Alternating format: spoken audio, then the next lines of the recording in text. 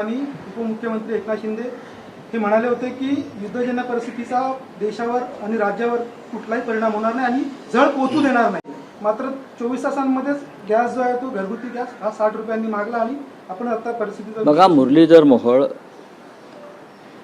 हे नागरी हवाई उड्डाण राज्यमंत्री आहेत। एकनाथ शिंदे हे राज्याचे उपमुख्यमंत्री आहेत। या देशामध्ये काय करायचं आणि काय नाही करायचं हे या दोघांना ठरवण्याचा अधिकार नाही। हा राष्ट्रीय प्रश्न आणि आंतरराष्ट्रीय प्रश्न आहे। त्याच्यामध्ये देशाची विदेश नीती जी आहे ती काम करत असते। त्याच्यामध्ये डेप्युटी सीएम महाराष्ट्राचे किंवा कोणत्या राज्याचे सहभागी नसतात किंवा राज्यमंत्री सहभागी नसतात, एवढेच मी सांगू शकतो। ज्या पद्धतीनं या देशातलं नेतृत्व हे अमेरिकेच्या चरणी गुलाम झालेलं आहे, त्याच्यामुळे या देशाची प्रतिष्ठा आंतरराष्ट्रीय बाजारामध्ये पूर्णपणे नष्ट झालेली आहे। राहुल साहेब, एक राज्यातला विषय आहे की आता राज्यसभा निवडणुकीनंतर महाराष्ट्राला वेळ द्यावे लागतील ते विधान परिषद निवडणुकीचे। कालही तुम्ही भूमिका जाहीर केली, पण आता उद्धव ठाकरेंसह 9 आमदार विधान परिषदेत पुढच्या काही एखाद महिन्यात निवृत्त होतात। तर अशा वेळेस आता विधान परिषदेसाठी महाविकास आघाडीची काय स्ट्रॅटेजी आहे किंवा शिवसेना उद्धव बाळासाहेब ठाकरे पक्षाची काय भूमिका आहे? तुम्ही म्हणाला होता की उद्धव ठाकरेंनी पुन्हा विधिमंडळात यावं यासाठी आम्ही आग्रह धरलेला आहे।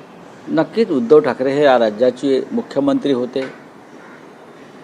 त्यांना जो काळ मिळाला राज्य करण्याचा, त्यात करोनापासून अनेक संकट निर्माण झाली, तरी त्यातून महाराष्ट्राला सावरलं, नेतृत्व केलं आणि त्यांना विकासाची आणि विचारांची एक दिशा आहे।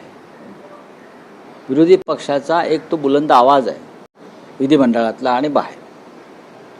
तेव्हा नक्कीच आमच्या सगळ्यांची इच्छा आहे, विरोधी पक्षातल्या सगळ्या प्रमुख नेत्यांची इच्छा आहे की माननीय उद्धव ठाकरे यांनी पुन्हा विधिमंडळात जाणं गरजेचं आहे। अजून निवडणुका जाहीर झालेल्या नाहीत विधान परिषदेच्या, त्या जाहीर झाल्या की याच्यावर चर्चा होईल।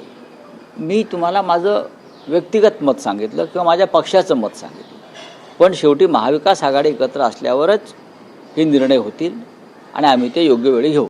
पण तुम्हाला असं वाटतं की ही निवडणूक जशी राज्यसभा बिघडून झाली, शरद पवार त्यात उमेदवार असल्यानं आणि महाविकास आघाडीनं एक उमेदवार दिल्यानं, तशी विधान परिषद ही बिनविरोध व्हावी यासाठी सरकारला